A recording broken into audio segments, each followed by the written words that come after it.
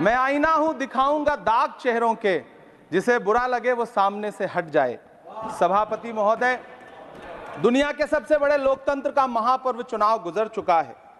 कांग्रेस मुक्त भारत का नारा लगाने वाले प्रधानमंत्री जी अपनी पथराई आंखों से किंग कर्तव्य विमूढ़ होकर समीक्षा में लगे हुए हैं कि आखिर कसर कहां रह गई। सभापति महोदय, सारे प्रहसन किए गए, भाषाई मर्यादा को तार तार किया गया, एक पूरी कौम को घुसपैठिया पुकारा गया, मछली, मंगल सूत्र, भैंस से होते हुए मुजरा जैसे शब्दों से भाषणों को सजाया गया, चुने हुए मुख्यमंत्रियों को जेल भेजा गया, महाराष्ट्र में राजनीतिक दलों को तोड़ा गया, उनके सिंबल छीने गए, चाहे वो शिवसेना हो, चाहे वो एनसीपी हो, विपक्ष के सबसे बड़े दल के बैंक अकाउंट को फ्रीज किया गया।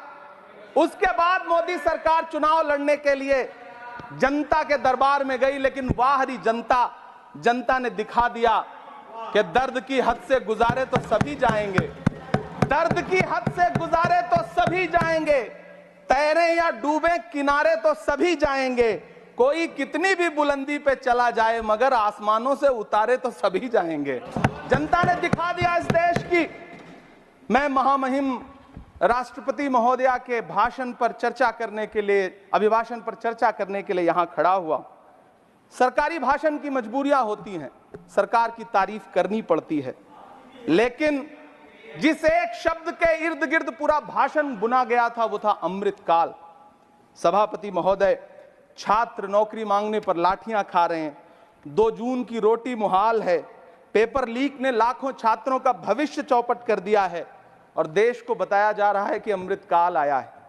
कभी कभी मेरा मन करता है कि मणिपुर में निर्वस्त्र करके घुमाई गई बेटियों से पूछूं कि अमृतकाल आया है या नहीं आया है। कभी कभी मेरा मन करता है सभापति महोदय कि देश के लिए ओलंपिक लाने वाली बेटियां जो इसी जंतर मंतर पर घसीटी गई, उनसे पूछूं कि अमृतकाल आया है कि नहीं आया है। कभी कभी मेरा मन करता है कि रात के 2 बजे बिना परिवार की मर्जी के हाथरस में जलाई गई उस दलित बिटिया जो बलात्कृत थी, उसको स्वर्ग में संदेशा भेजूं और उससे पूछूं कि आया हुआ अमृतकाल तुम्हें दिख रहा है या नहीं दिख रहा है। कभी कभी मन करता है कि मैं बिल्किस बानो से पूछूं कि देश में आया हुआ अमृतकाल तुम्हें नजर आ रहा है या नहीं आ रहा है।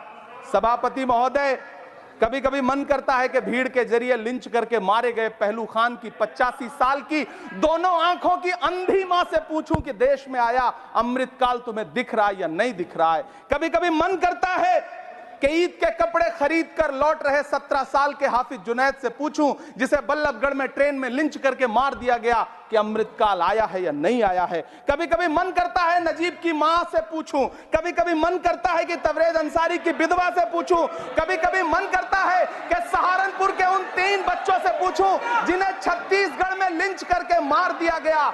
सभापति महोदय, कभी कभी मन करता है कि मैं गुजरात के चिखोदरा में क्रिकेट मैदान में लिंच करके मार दिए गए सलमान बोहरा के परिवार से पूछूं कि अमृतकाल आया है या नहीं आया है। कभी कभी मन करता है कि मैं अलीगढ़ के औरंगजेब उर्फ फरीद से पूछूं, जिसे लिंच करके मार दिया गया और बाद में उसी मृतक के ऊपर डकैती का मुकदमा कायम किया गया। सभापति महोदय, यह कैसा अमृतकाल है जिसके अभिभाषण में स्वास्थ्य पर सिर्फ आधे मिनट पर चर्चा हुई।